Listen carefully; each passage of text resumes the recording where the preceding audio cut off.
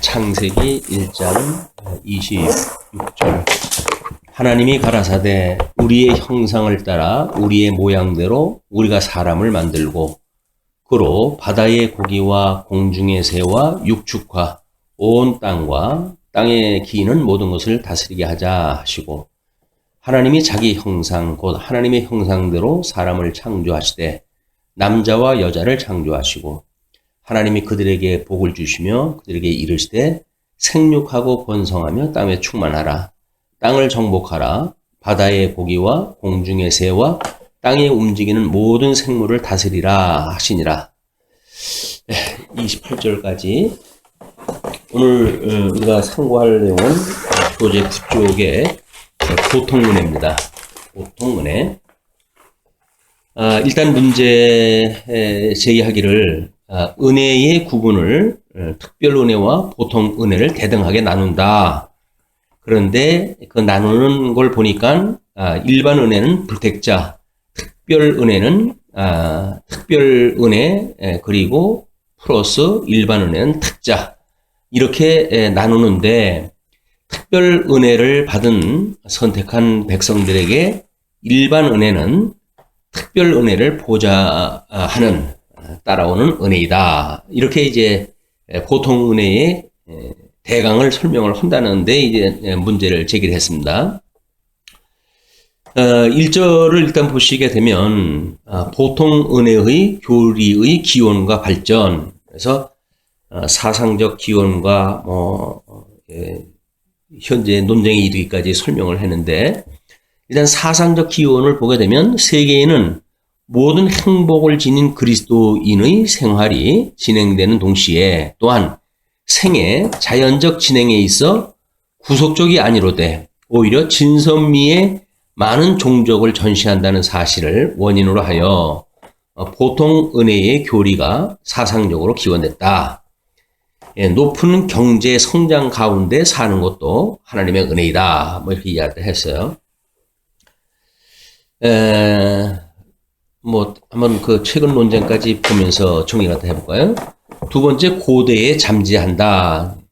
다음에 그것이 중세기에 싹이 트고 개혁파 신학에서 발전을 갖다 해왔는데, 칼빈은 특별 은혜의 교리와 함께 보통 은혜의 교리를 명확히 가르쳐줬다.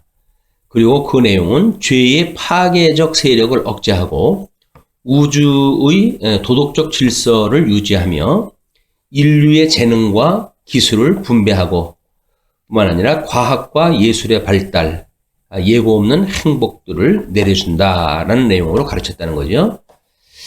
설명을 하기는 특별 은혜를 받은 선택한 백성에게 이 땅에 사는 동안 선한 일을 위해 환경을 제거하기 위한 수단적 은혜다, 이렇게 이야기했고, 최근 논쟁에서는 화란 신학과 미국의 그 신뢰가 있었는데, 그 정리하기를 일반 은혜나 특별 은혜 모두가 특자들에게는 은혜이다.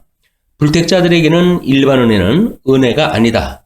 그래서 타락을 조성하고 하나님을 멀리하게 하고 자고하게 하는 저주이다. 과학 발전, 불택자는 못 살아도 잘 살아도 저주이지만 선택자는 잘 살아도 못 살아도 복이다. 이렇게 이야기를 해놨어요. 복과 저주로 이제 우리 보통 은혜에 대한 성격을 구분을 해서 아마 구분의 결론 부분까지 나온 거죠. 그것이 오늘 본문 창세기 1장 특별히 28절을 소개한 내용입니다. 하나님은 아담을 창조하시고 아담에게 지금 복과 나라를 주셨다고 하는 내용은 복이에요. 말 그대로 복이었었는데, 그것이 특자는 상실했다가 다시 회복하는 데에 있게 되어지고, 불택자는 상실한, 그래서 저주 아래에 있는 것으로 이제 존속되어지는 그런 것을 이야기를 하기 때문에, 지금 보통 은혜라고 하는 그런 것이 특자들에게는 특별 은혜와 일반 은혜가 다 포함되어진다든가, 불택자는 일반 은혜만 포함된다든가, 이런 개념으로의 분류는 조금 어렵게 우리한테 보여요. 왜냐하면 일반 은혜는 불택자들에 해당되는 거다. 그러면 불택자에게 어떤 생존이 가능한 모든 것들이 일반 은혜 아니겠어요? 그리고 특별 은혜는 이 특별 은혜와 일반 은혜를 전부 합한 것이 탁자에게 주어진 은혜다. 이렇게 이야기를 했기 때문에 이 어떤 사람들이 받고 있는 은혜라고 하는, 물론 뭐 해 아래 사는 사람들이 태양과 뭐 우리 해와 달과 모든 하나님께서 창조하셨던 걸로 인해 가지고 우리가 지금 이 세상에 존재하고 있기 때문에, 존재라고 하는 측면에서 보게 되면 일반 은혜가 불택자에게도 만사가 일반 은혜라고 하는 건 사실이죠. 뭐 우리 사계절이 바뀌어가면서 태양의 혜택을 받고 살아간다든가, 공기를 통해서 우리가 뭐 호흡을 한다든가, 이런 하나님께 주시는 일반 은혜란 말이에요. 그러면 특별 은혜라고 하는 것은 지금 여기서 이제 일반 은혜에서는 없는 그런 내용이기 때문에 택자에게 주어진 거를 이야기를 하는 것 같아요. 그래서 이거를 우리 이 양대언약적인 개념으로 봤을 때 그렇게 봐야 되지 않을까요? 이제 양대언약을 하나님께서 하셨을 적에는 복과 나라를 언약을 하셨어요. 근데 행위언약으로 인해 가지고 이게 상실되어졌단 말이에요.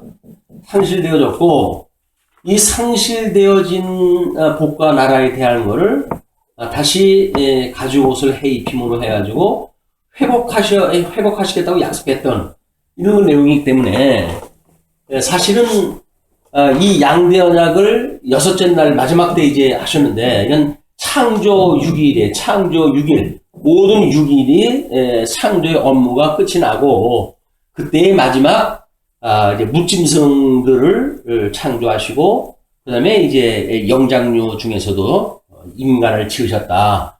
그리고 인간에게 복과 나라를 언약을 하셨단 말이에요. 언약을 했다. 그러니까 특자들에게는 하나님의 이 계시라고 하는 차원에서 봤을 적에는 창세기부터 요한계시록에 이르기까지 모든 것들이 하나님의 은혜로 이제 보여주시는 겁니다. 그러나 불택자들은 보이는 세계가 있고 보이지 않는 세계가 있단 말이에요. 그래서 보이지 아니하는 세계, 이거는 신령한 이제 그런 것을 볼 수 있는 사람들한테 주어졌기 때문에 택자들에게 주어진 은혜고, 그리고 이제 이 해 아래 것들에 대해서는 여전히 이 상실되어진 걸로 인해 가지고 지금 우리가 해 아래에서 살아가고 있는 거 아닙니까? 이 해 아래에서 살아가고, 그리고 타락되어진 것도 마찬가지로 우리 생명 세계에서 살다가 사망의 주장 아래 우리가 살아가게 되어진다. 그렇기 때문에 이 해 아래라고 하는 이런 문제는 창조 6일에 포함되어져 있는 거기 때문에, 이게 전부 택자든 불택자든 양대 언약을 받았다고 하는 맥락으로 봤을 때는 전 인류에 되어진 은혜예요, 이게. 그러나 이제 이걸 상실했기 때문에 신령한 세계를 볼 수 없게 되어진 것, 이것이 사망 권세 아래 놓여져 있는 사람들, 이걸 우리가 이제 불택자라고 이렇게 이야기를 하는 겁니다. 이 불택자들은 해 아래 눈에 보이는 가시적인 것을 가지고 이걸 은혜라고 이야기를 합니다. 물론 이제 그것도 상대적으로 나눠놔가지고 많은 거는 좋고 작은 거는 나쁘고, 이 은혜를 나눌 때에도 강한 것은 좋고 약한 것은 나쁘고, 그리고 부한 것은 좋고 가난한 건 나쁘고, 이렇게 아주 상대적으로 이걸 나눠놓지만 이것이 다 은혜로 본단 말이에요. 은혜로. 이 사람들은 상대적으로 구분되어져 있던 이런 개념을 약하거나 천하거나 또는 비나거나 이거를 은혜로 보는 사람들은 없어요. 그렇잖아요. 일반 택함을 받지 못한 사람들은 상대적으로 나눠놓고 강한 것을 은혜라고 그러고, 그 다음에 귀한 것을 은혜라고 그러고, 그리고 이 부한 것을 은혜라고 이야기를 하지, 약하고 천하고 비난 거를 은혜로 이야기를 하지를 않는단 말이에요. 그러나 이 택한 백성들은 이 상실했던 가운데 다시 우리 하나님의 회복에 참여가 되어졌기 때문에 생명세계를 우리가 이제 누리고 살고, 그렇기 때문에 우리는 비가시적인 세계를 볼 수가 있는 거예요. 이 비가시적인 세계를 볼 수가 있기 때문에 우리 타락되어지기 전에 모든 그런 그 세계로부터 나중에 새하늘과 새 땅에 이르는 모든 것들이 하나님의 은혜의 섭리로 이제 보여지는 겁니다. 창조되어진 모든 것들이. 그리고 이 상실되어져 가지고 사망 권세 아래에 살면서 가시적인 세계를 통해 가지고 우리가 경험했던 불택자들하고 같이 경험했던 이런 그 내용도 어떻게 보게 되면 회복에 이르렀을 때 이걸 돌아보는 교육의 자료가 되기 때문에 이것도 은혜인 거예요. 우리는 택함받은 백성들은 이제 뭐 가시적이거나 비가시적이나 또는 실체적이거나 모형적이거나 다 은혜로 우리는 생각을 하는데 단지 이제 이 세속에 있는 사람들은 하나님의 이 섭리의 내용을 모르기 때문에 결국은 자기네들 나름대로 이 강약을 나눠놓고 귀천을 나눠놓고 부빈을 나눠놓고 그리고 여기에서 이제 어떤 건 은혜고 어떤 건 저주다 이렇게 이야기를 하는 거죠. 우리가 보는 저주의 개념은 사망권세 아래에 있는 모든 것들은 이게 저주의 개념으로 이해를 하고 그렇기 때문에 택자와 불택자를 놓고 보는 이 보통 은혜에 대한 개념은 천양지차로 달라요. 이것이 단순하게 뭐 구속을 받는 것으로 이제 여기서 나와져 있고 그리고 결론적으로 해가지고 일반 은혜나 특별 은혜 모두가 택자들에게는 은혜다라고 하는 그런 성격이 왜 은혜냐라고 하는 설명이 안 되어져 있는 그런 그 방식은 다른 사람들한테 사실은 그것이 설득이 안 되겠죠. 불택자들에게는 일반 은혜는 은혜가 아니다. 뭐 이렇게 이야기를 하는데, 근데 은혜가 아니라고 이야기를 하게 되면 이제 그 이야기는 어떤 전제가 있어야 되냐면 이 복을 상실했을 때, 이 복이라고 하는 건 지금 이제 우리가 은혜라고 하는 개념으로 이해가 되잖아요. 근데 이 복을 상실했을 때의 이 세계는 이게 저주의 세계라고 전제가 되어져야 그래야 여기서 말하는 것처럼 불택자들에게는 일반 은혜는 은혜가 아니다. 타락을 조성하고 하나님을 멀리하게 되고 자고하게 하는 저주다. 이렇게 이야기하는 것이 이제 설명이 가능해지는 거예요. 이 양대 언약으로 나눠놨을 때 태초에 아담에게 주어졌던 복으로 주어졌던 것을 그냥 누리고 살면 그것의 은혜지만 그게 상실되어졌기 때문에 전부 저주다. 복이 아니라 저주다. 저주라고 하는 걸 우리가 이제 이걸 은혜로 설명을 할 수가 없잖아요. 그렇기 때문에 여기서 말하는 일반 은총, 보통 은혜라고 하는 그 이야기는 인생이 생존할 수 있는 방법을 일반 은총이라고 이야기를 하는 거예요, 여기서.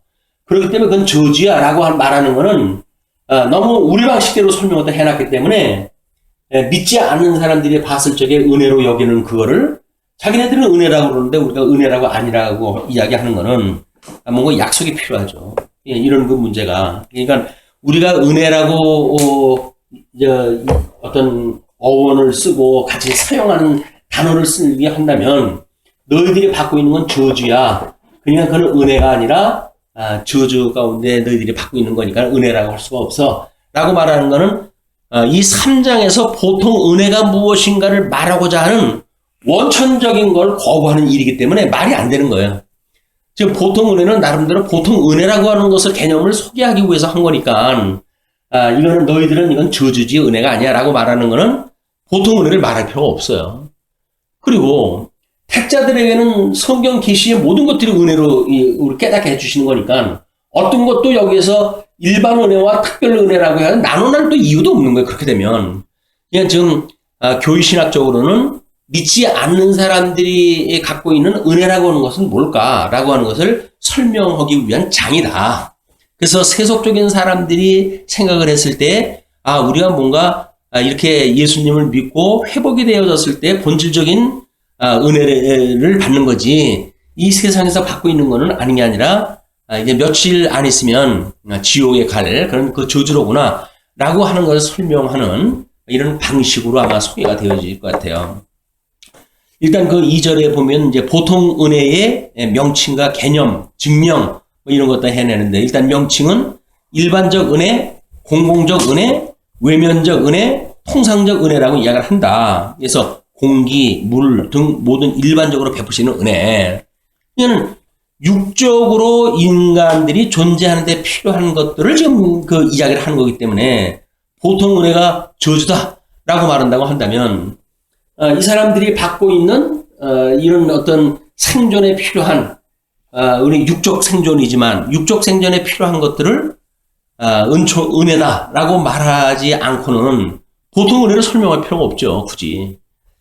그래서 아마 이 문제 제기가 너무 좀 특이한 방식으로 문제 제기가 됐기 때문에 이제 교회신학에서 설명하려고 하는 그 설명에 어떤 그 열고 들어가는 거를 문서부터 이미 닫아놓은 그런 개념으로밖에 보이지 않는다.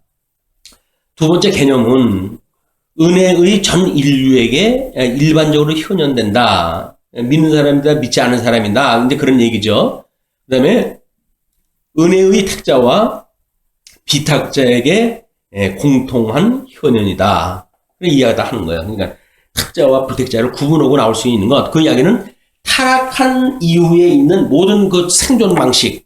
타락했을 때, 영이 죽었을 때 이거는 우리 육적으로만 살아있는 거 아닙니까? 그게 육으로만 사람들이 살아가는 그 개념으로 생존이 가능한 모든 수단들. 이거를 우리가 보통 일반 은총이라고 그런다. 원래 이제 이 일반 은총 중에 살아가다가 하나님의 특별 은총으로 해가지고 회복에 참여가 되어지니까, 회복이 되어졌다고 하더라도 중생인으로서 우리가 살아가게 되잖아요. 그러니까 어쩔 수 없이 육이라고 하는 거는 똑같이 육적인 생존 방식에 의해서 은혜를 깨닫게 되어진단 말이야. 그래서 그것도 여전히 우리는 모든 그 성경이 기록되어 창조되어진 섭리가 하나님의 은혜다 이렇게 보게 되어질 수밖에 없다. 부택자는 영은 이미 하나님께 축제하셨지만 그 육으로 해서 존재할 수 있는 모든 것들이 은혜다 이렇게 설명이 되어지겠죠. 특이성은 범위에서 강대하다, 결과에서 구원이 없다, 강도에서 가항적이다. 또 네 번째, 공작의 방식에서 주로 도덕적, 간접적이다. 일반적 방식으로 진리를 받을 만하게 하며 의지에게 동기들을 제시하며 사람의 자연적 욕망들에 호소한다. 성격을 그렇게 이제 이야기를 한 거예요. 그러니까 문제 제기하기를 결과적으로 구원이 없으므로 저주다.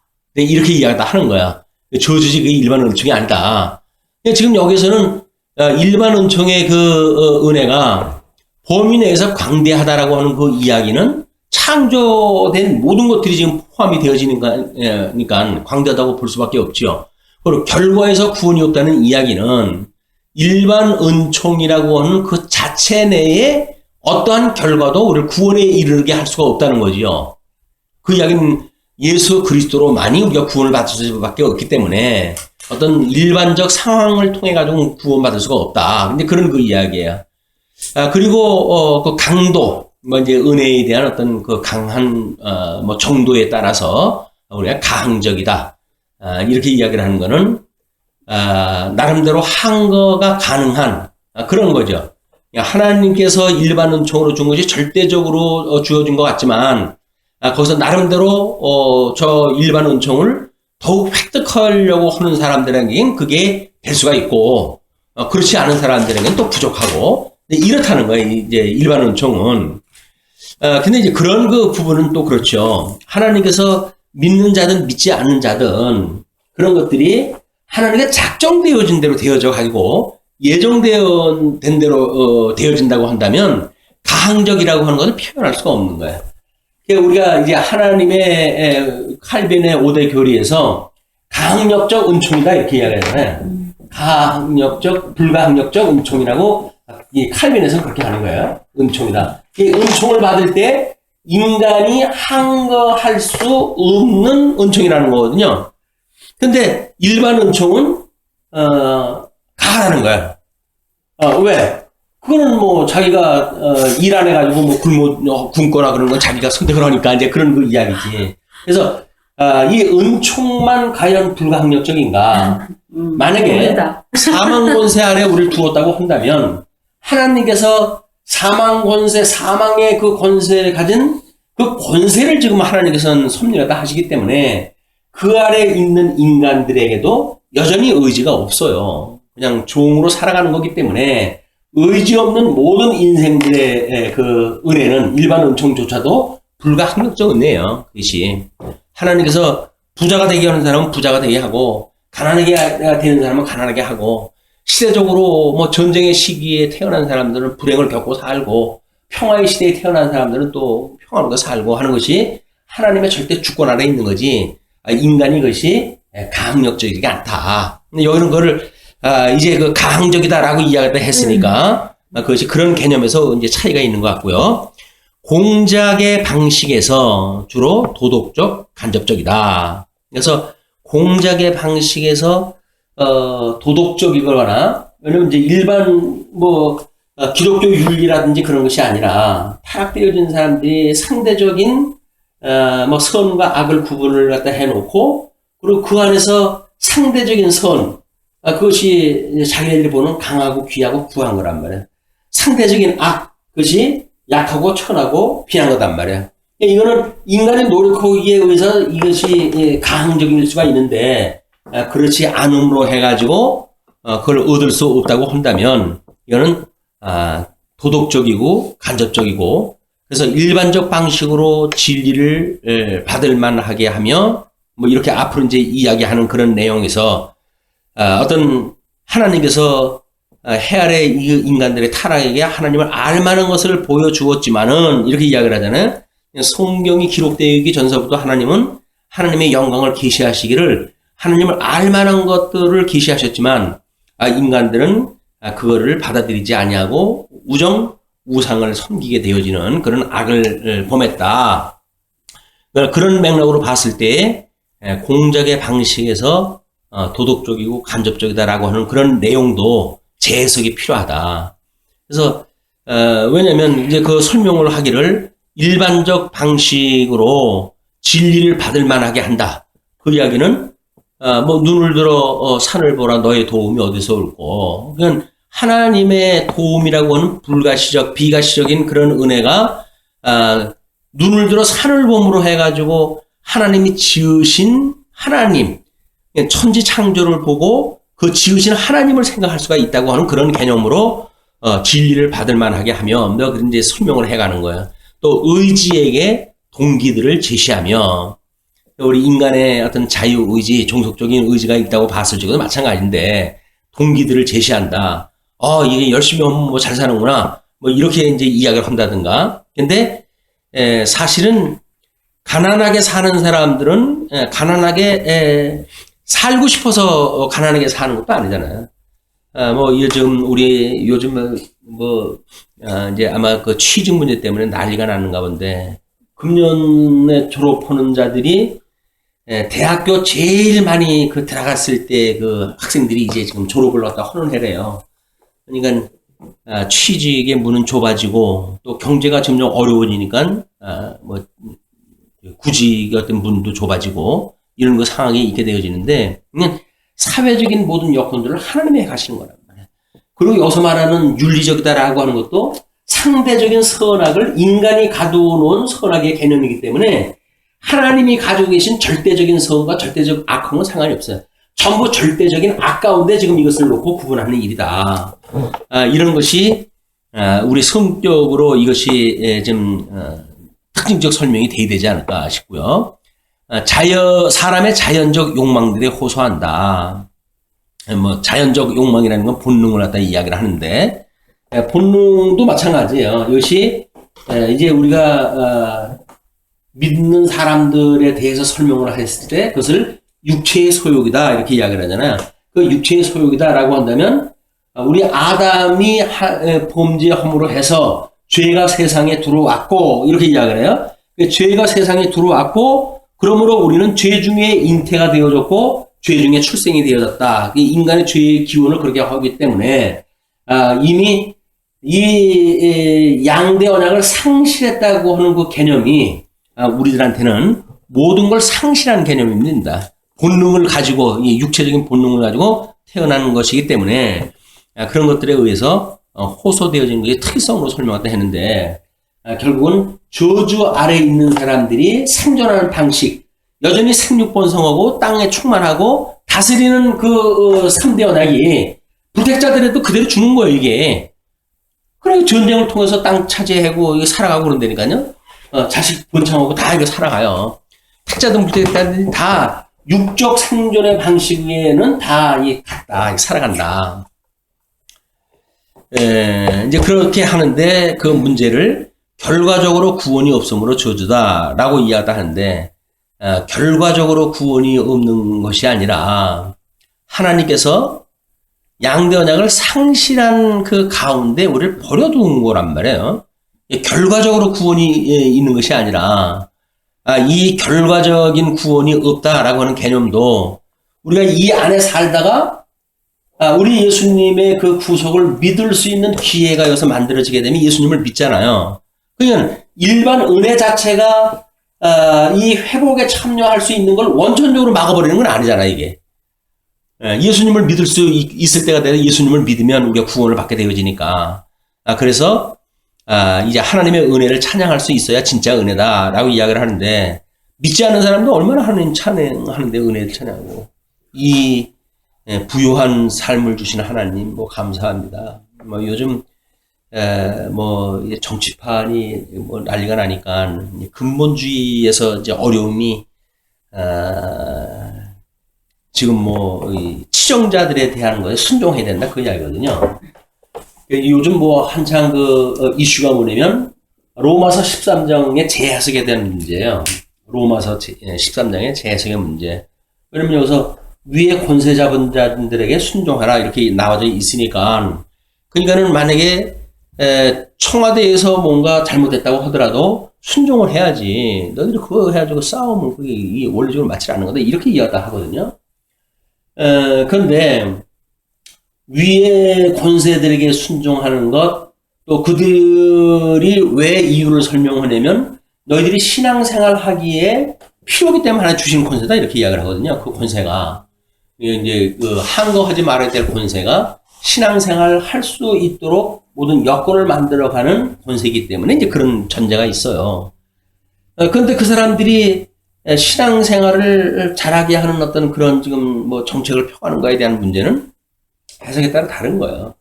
그런 그 문제를 로마서 13장에 한두 구절 성경 구절을 가지고 뭐 지금 원색적으로 이제 뭐 서울에 뭐 특히 뭐 쉬어로 온 사람들을 보게 되면 전부 대형 버스 타고 저 아랫역에서 그 큰 대형 교회에서 온 사람들이 많답니다. 대형 교회라고 하는 것이 이제 근본주의예요, 근본주의. 그 근본주의 신학에서는 위에 권세 받은 자들에게 순종을 하라고 그랬다. 그런 그 이야기거든요. 그냥 순종한다고 하는 그런 개념이 위에 권세 잡은 자들은 이 사망 권세 아래 권세가 잡은 자들이 있는 거예요. 그러니까 여기서 우리가 이제 순종해야 된다는 이야기는 신앙생활이라고 하는 걸 가능하게 하는 그런 한도 내에서의 그렇지. 회복에 해야 되는데 그걸 원천적으로 막는 사람들한테 순종할 수가 없잖아요. 이런 그 해석의 문제가 있다. 그래서 결과적으로 구원이 없다라고 하는 그런 개념이 아니라 여기서는 하나님의 특별 은혜가 아니면 구원의 은혜에 참여할 수 있는 그런 것이 아니다. 이렇게 봐야 됩니다. 그다음에 내가 받고 안 받고 하는 것이 아니라 불가항력적이다. 이건 아까 설명을 했죠. 이것이 가항적이다 이렇게 이야기를 했는데 그것이 아니라 불가항력이다. 그런 그 이야기입니다. 그리고 네 번째 알미니안 개념과 다르다 이렇게 이야기를 해놨어요. 충족 은혜라 칭하며 구원의 서정의 한 연안으로서 구원하는 효능을 인정한다 이렇게 이야기를 해요. 그래서 설명은 알미니안주의는 하나님이 은혜를 베푸시고 인간은 은혜를 받는다. 우리는 하나님이 은혜를 받도록 하신다. 이렇게 그 차원이 다르다는 거죠. 우리는 은혜를 받는 거고 그리고 이제 그 사람들은 하나님이 은혜를 베푸시고 인간은 은혜를 받는다. 그것이 인간의 전적 타락을 부정했을 때 이제 가능한 거예요. 하나님은 구원의 밧줄을 내리시고 여기서 가사 상태에 있는 그래도 어느 정도의 의지가 있어서 구원의 줄을 잡을 수 있는 자력이 있기 때문에 인간의 그런 행위로 구원을 받을 수 있다. 이렇게 보는 것이 이제 그 알미니안주의에서 이야기하는 구원론 아니에요. 그러니까는 알미니안 주의는 하나님의 은혜를 베푸시고 그 이야기야. 하나님은 저 위에서 하나님의 그 은혜를 베푸시고 사람들은 그 은혜를 받아야 된다는 거예요. 사람이. 받고 안 받고는 인간한테 달렸다는 이야기죠. 그러나 우리는 하나님의 은혜를 받도록 하신다. 이제 그런 차원에서 다르다는 이야기입니다. 이제 구원도 마찬가지고 일반 은총도 마찬가지죠. 그다음에 성경적 경험적 증명에 대해서는 하나님의 신이 사람과 함께 하신다. 이게 성령이 함께 하신다는 이야기고 사람들이 성령을 거스리기도 한다. 이렇게 이야기를 하는데 거스린다고 해가지고 성령보다 힘이 강하기 때문에 거스리는 게 아니죠. 하나님께서 이제 그 사망의 권세를 두었기 때문에 거스리면서 살아갈 수밖에 없도록 하나님께 섭리하시는 거다. 그래서 인간한테 그 거스리고 있는 여부가 있는 게 아니라는 거죠. 버림받은 사람들에게도 성령의 역사가 있는 것. 이거는 이제 우리 뭐 타락되어졌고 양대언약을 상실한 사람들에게 하나님 구원의 역사가 났다 하니까 이제 그렇게 있는 겁니다. 그리고 중생하지 못한 사람이 성령의 참여가 되어진다. 뭐 이렇게 이야기를 하는데 중생하지 못한 사람이 성령의 참여가 되어진다는 이야기는 우리가 이제 외소 이 겉으로만 구원을 받은 사람들이 주님의 몸된 교회에 들어와 가지고 뭐 전도도 하고 뭐도 하고 다 그래요. 그러다가 어느 날 이제 교회를 떠난다든가 이제 불신의 세계로 빠져나가게 되어지는데 그때는 성령께서 강압적으로 그 일을 다 하게 하시는 거죠. 입을 벌려가지고 증거케도 하시고 그런다. 그러나 그것이 중생되어졌기 때문에 성령의 참여가 되어지는 걸로 제한되는 게 아니라 부탁하는 백성들도 그렇게 성령께서 강압적으로 그 일을 다 해가신다. 뭐 우리 복음서에서도 많은 그런 그 신뢰가 있죠. 하나님께서 섭리하다 해가실 때. 뭐 예수님이 시험을 받으러 갈 적에도 성령의 도움을 받아서 시험을 받으러 간다고 했을 때는 그 성령의 도움을 받아 시험을 받으러 가는 예수님을 시험하는 모든 사단 권세들이 있는데 성령께서 직접적으로 이제 관여를 하는 거야. 그래서 시험을 받기도 하고 또는 이기게도 하시는 일이 성령께서 하시는 일이기 때문에 중생하지 못한 사람이 성령에 참여한다고 하는 부분적인 설명은 그렇게 하는 거죠. 다음에 자연적 행복을 모든 사람에게 주심. 이 자연적 행복이라고 하는 그 이야기는 복의 개념을 잃어버렸을 때 그 복을 상실한 사람들이 상대적으로 저주받은 세계 속에서 복과 저주를 나눠놓고 이것은 은혜고 이것은 저주다. 이렇게 나누는 상대적 개념이기 때문에 그렇게 되어지는 거다. 그래서 이거는 절대적 개념을 알고 있는 우리들하고 상대적으로 표현이 이렇게 분리될 수가 없는 거야. 믿지 않는 사람들에게도 하나님께서는 자기네들 나름대로 어차피 사람들이 쓰는 단어 아니에요? 그래놓고 뭐 오복을 말한다든지 혹은 믿지 않는 사람들이 오복을 이야기하면서 이것이 복이야 라고 하면 믿지 않는 사람들은 그걸 복이라고 알고 살아갈 수밖에 없어요. 근데 택함을 받은 백성들은 그건 복이 아니라 복은 우리 하나님께서 원초적으로 주었던 그 복을 회복하시는 예수 그리스도의 우리가 은혜에 참여되어지는 것이 복이지. 너희들이 말하는 것처럼 뭐 5복이 어떻고 7복이 어떻고 이렇게 나눠놓는 것은 복이 아니다. 우리는 그렇게 본단 말이에요. 근데 이것이 그렇게 볼까요? 정말? 기복주의 신앙을 보게 되면 그런 사람들이 기복 신앙을 가질 까닭이 없잖아. 근데 왜 기복 신앙을 우리가 뿌리치지 못할까요? 세상 사람들이 알고 있는 복의 개념을 우리도 복의 개념으로 학습이 되어졌잖아요. 그래서 학습되어졌기 때문에 거듭나고 중생되어졌음에도 불구하고 우리는 여전히 학습되어진 것이 복으로 아는 거예요. 그것이 이제 잘못되어진 복의 개념이다. 그래서 자연적 행복을 모든 사람에게 주신다라고 하는 그런 그 이야기는 이것도 많은 설명이 부연 설명이 필요한 내용이다. 다음 이제 우리 보통 은혜의 여러 관계에 대해서 설명했다 합니다. 그리스도의 구속과의 관계에 대해서는 직접 관련이 없다. 보통 은혜는 직접 관련이 없다. 직접 관련이 없다는 이야기는 뭘까요?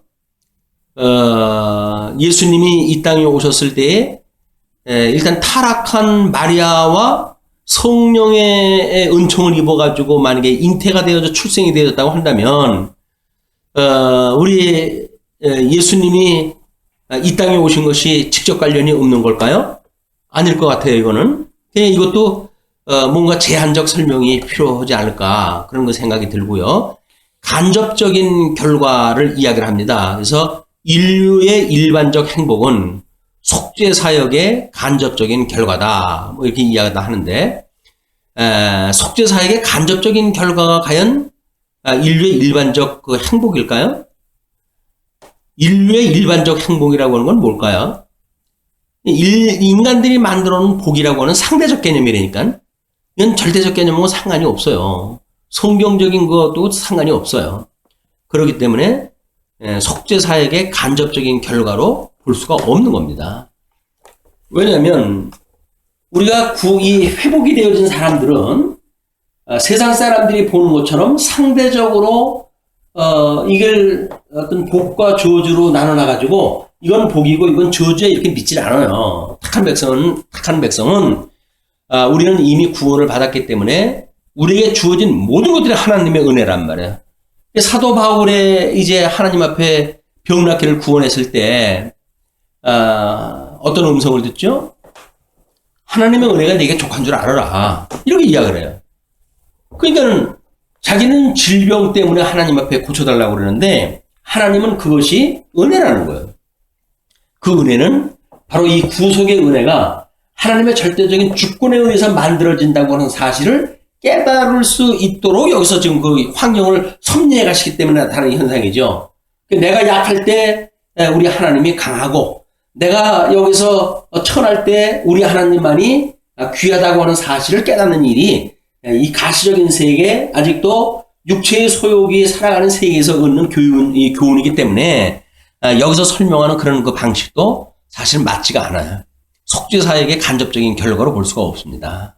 행복을 여전히 이 행복 구원을 받고 또는 양전하게 회복되어진 사람, 회복되어졌다는 건 이미 복이 회복되어졌다는 거 아니에요. 근데 복이 회복되어졌는데 세상의 것들로 해가지고 복을 더 충족시키는 것이 맞을까요? 신령한 복을 우리가 누리고 살아요. 복이 회복이 되어져서. 근데 세상의 것이 없다고 해가지고 그러면 이 복이 아니라고 그러면 말이 안 맞잖아요. 그럼 뭐예요? 이 회복되어진 복이 절대적인 복이라고 한다면 나머지 거는 단지 이런 상대적인 복일 뿐이다. 그래서 우리가 때로는 약할 때 건강도 빌게 되어지고 가난할 때 하나님 앞에 우리가 부도 구하게 되어지는 것은 이것이 상대적인 것이기 때문에 그렇게 하는 거지. 우리가 능히 이길만 하다고 한다면 우리는 맞서서 싸울 수가 있죠. 세상이 감당할 수 있는 믿음을 가지고 살아가게 되는데 그렇지가 못하기 때문에 나타나는 현상이다. 그 다음에 이제 특별 은혜와의 관계를 이렇게 설명합니다. 어느 것이 먼저인가? 이미 우리는 다 설명했다 했어요. 상실과 회복이라고 하는 그런 어떤 신학적 논리가 세워졌기 때문에 이들이 문제 제기하는 건 문제 제기할 수가 없어요. 이미 설명했다 했기 때문에. 그러나 여기서는 뭐랍니까? 시간적 의미로 답하기는 어렵다. 그러나 논리적으로는 특별 은혜가 먼저일 것은 보통 은혜는 세계에서의 특별 은혜의 공작의 보조적인 위치에 있기 때문이다. 이렇게 이야기를 하거든요.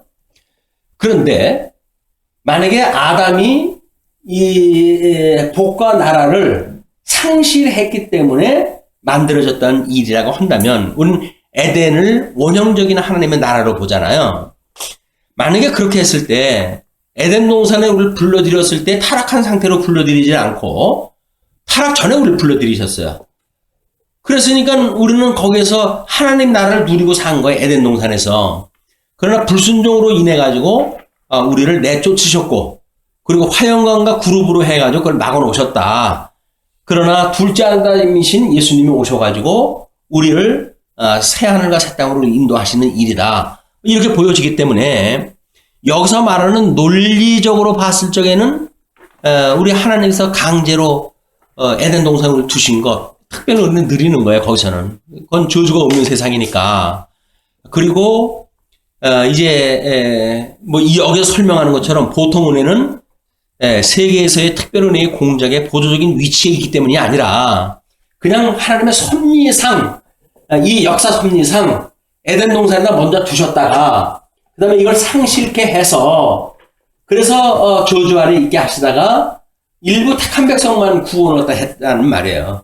그렇기 때문에 에덴 동산에 먼저 들이신 것, 이것이 특별 은혜로 먼저 주셨고, 그리고 우리를 해 아래 두셨다. 이제 우리 타락되어진 세계 속으로 우리를 쫓아내셨다. 라고 했을 때로부터 은혜 언약이 시작이 되어지니까 거기서 은혜 언약을 논하는 모든 문제들은 거기에서 논하게 되어지고, 그래서 구원을 받았다고 하는 그런 그 입장에서 우리가 이제 하나님의 신령한 복을 누리고 살기 때문에 여기서 말하는 그런 개념은 전혀 다른 이제 그 논리적 설명이 가능하다. 시간적 논리적 설명에 우리는 여기서는 시간적 의미는 설명하기 어렵다고 이렇게 이야기를 했는데, 왜냐면 하나님께서 우리 양대 언약을 주시고 상실했고 회복한다고 하는 구조가 있기 때문에 가능한 겁니다.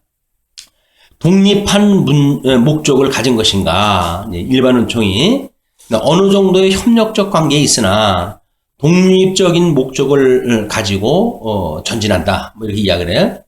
독립적 목적이라고 하는 그거는 뭐 독립이라고 하는 그런 그 어떤 하나님의 창조 세계가 가능하진 않죠. 하나님께서 만들어 놓은 세계는 빛과 어두움이 공존하고, 그리고 윗물 세계와 아랫물 세계가 공존하고, 그리고 물과 묻이 공존하는 세계이기 때문에 독립된 어떤 목적이 따로 있는 게 아니에요. 그러나 하나님께서 우리들을 상실한 양대 언약을 상실한 쪽에 살아가게 하시기 때문에 여기서 불택하는 백성들이 자기네들이 상대적 개념으로 상대적 은혜라고 하는 개념을 가지고 있다고 할지라도 이거는 끝날 심판을 당할 때 다 없어지니까 그런 것은 있어질 수가 없는 겁니다. 그렇기 때문에 이제 선택되어진 백성도 또 유기되어진 백성도 하나님을 경외하는 목적이 있어요. 창조되어진 세계는. 그렇기 때문에 독자적이고 독립적인 목적이 가질 수가 없습니다. 다 하나님을 찬양해야 되는 이런 원천적인 목적을 가지고 있기 때문에, 또 각기 특이한 영역을 가지는가. 특별 은혜는 조직된 교회의 특이 영역, 또는 일반 은혜는 세속생활 영역, 이렇게 나눠놨어요. 그 영역이라고 하는 건 이제 공간 개념인데, 시간 개념과 공간 개념으로 봤을 적에도 마찬가지죠. 우리는 특별 은혜라고 하는 그 이야기는 조직된 교회의 특이 영역이라고 보는 이야기는 이것도 한계가 있는 거예요. 왜냐면 거기는 육신을 가지고 있는 성도들이 살아가고 있으니까 여전히 일반 은총이라고 하는 걸 가지고 있는 그런 그 영역이 포함되어지는 거지, 특별 은혜만이 존재하는 그런 방식은 아니다. 그다음에 일반 은혜는 세속 생활의 영역이다 라고 이야기를 했다 하는데, 중생되어진 성도도 여전히 육체를 가지고 살아가기 때문에 일반 은혜 속에서 우리가 살아가는 거예요. 그래서 무엇을 먹을까 마실까 입을까 염려하지 말라고 하는 이야기는 뭐예요? 하나님께서 다 이 일반 은총적인 것이 필요한 걸 알기 때문에 너희들이 그의 의와 나라를 구하게 되면 이건 다 필요한 걸 하나님께서 아시고 주신다, 이런 개념이기 때문에 여기서 설명하는 그런 그 설명도 많은 부연 설명을 해야 될 필요가 있습니다. 다음, 상의는 본질적인가 정도로인가. 그래서 그런 그 차이라는 개념이 본질적 차이를 역설하여 전자의 보통 은혜는 구원 능력을 부정한다 라고 이야기를 하는데, 상의, 그 본질적인가, 뭐 특별 은혜와 보통 은혜가 다르다고는 구분을 갖다 했을 때 본질적으로 다르다는 이야기인가, 뭐 이렇게 이야기를 하는 거죠. 이건 맞아요. 본질적인 거예요. 본질적인 건 뭡니까?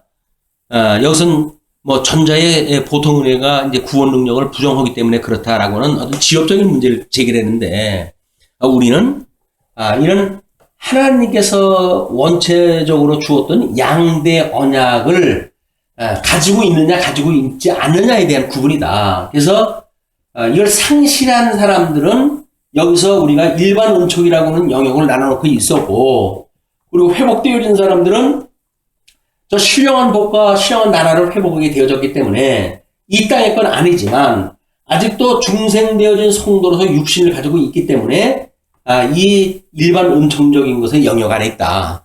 그런 개념으로 이 상이라고 하는 것이 본질적이면서도 나름대로 섞여져 있는 그런 그 부분을 설명해 드릴 필요가 있는 겁니다.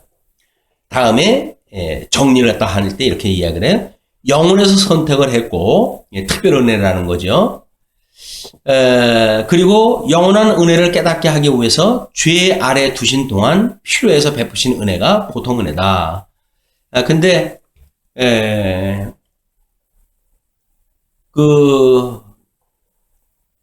죄 아래 두신 동안만 은혜를 깨닫는 그런 것은 아니잖아요.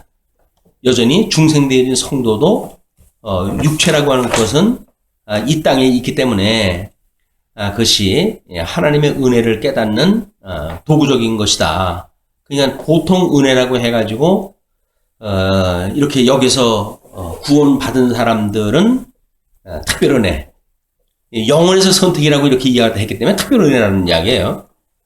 근데 왜 나올까요? 왜 영원한 선택에서 이미 선택이 되어졌기 때문에 그건 특별 은혜라고 이야기할까? 그 이야기는 우리는 이제 양대 언약, 행위 언약, 은혜 언약 이렇게 해가지고 언약을 구분하는 대신에 우리 구속사에서 이야기하는 본질 언약이 있어요. 그거를 창세전에 예정을 했다라고 하는 걸 말하기 때문에 이제 이런 논리가 나오는 거예요. 그분들은 창조되어진 세계 속에서는 행위 언약이 앞서기 때문에 이 은혜 언약이라고 하는 걸 여기서 말할 수가 없어요. 그러나 우리는 아담에게 하나님의 복을 주셨다고 하는 차원에서 이미 우리는 특별 은혜를 가지고 있는 사람들이에요. 다만 그걸 상실했느냐 또는 상실한 가운데 누구만 회복했느냐라고 하는 차이가 있지. 그런 개념 때문에 이분들은 이런 설명을 해 가는 겁니다. 영원한 은혜를 깨닫게 하기 위해서 영원한 은혜를 깨닫는다고 하는 그런 개념도 그냥 영원한 은혜라고 하잖아요. 영원한 은혜. 그러면 이건 뭐예요? 특별한 은혜를 깨닫게 하기 위한 거는 마찬가지 아닐까요?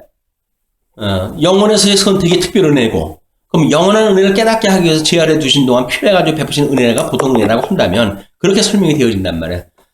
근데 그렇지만도 않고 이미 영원한 하나님의 뜻은 이제 하늘에서 다 이루어졌고 그걸 이 땅을 통해서 계시를 했다 하는데 거기에는 빛과 어둠도 또는 윗물과 아랫물도 또 물과 묻도 이런 천상계의 구분의 역사가 있었고 그 다음에 이제 필요 세계의 이 해 아래에서의 필요 세계에 대한 설명이 있었기 때문에 여기서 말하는 것처럼 이런 식으로의 특별 은혜와 보통 은혜를 나누는 건 동의할 수가 없습니다. 뭐 이 정리는 아마 이제 이걸 연구자가 정리를 했다 한 것 같은데 지금까지 뭐 이렇게 설명하는 방식으로 봐도 그렇지가 않아요. 근데 3대 언약이라고 하는 관점과 양대 언약이라고 하는 관점과 또 이제 구속사에서 이야기하고 있는 근본 언약이라고 하는 차원에서 보는 언약과 그 개념이 다 달라요. 우리의 개념은 하나님께서 아담을 지으시고 이마 복과 나라를 주셨다. 그 이야기는 복 아래 두셨다. 그래서 그들을 에덴 동산에 이끌어가지고 그 주신 복을 갖다 주신 거예요. 약속대로. 근데 그거를 인간이 불순종해가지고 행위 언약을 인해가지고 상실했기 때문에 지금 우리 죄 아래 살아가고 있는 거 아닙니까? 사망 권세 우리가 살아가고 있다. 그렇기 때문에 우리 일반 은혜로 보통 지칭되어지는 모든 것들은 상실 이후에 나타나는 일들입니다.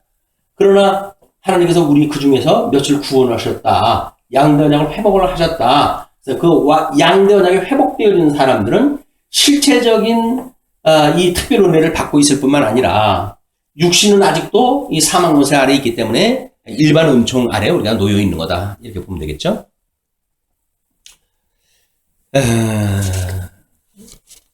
뭐 이게 3절까지밖에 안 되겠네. 앞으로 계속 이제 5절, 6절 뭐 계속 되어지니까 그냥 3절까지만 하기로 하죠.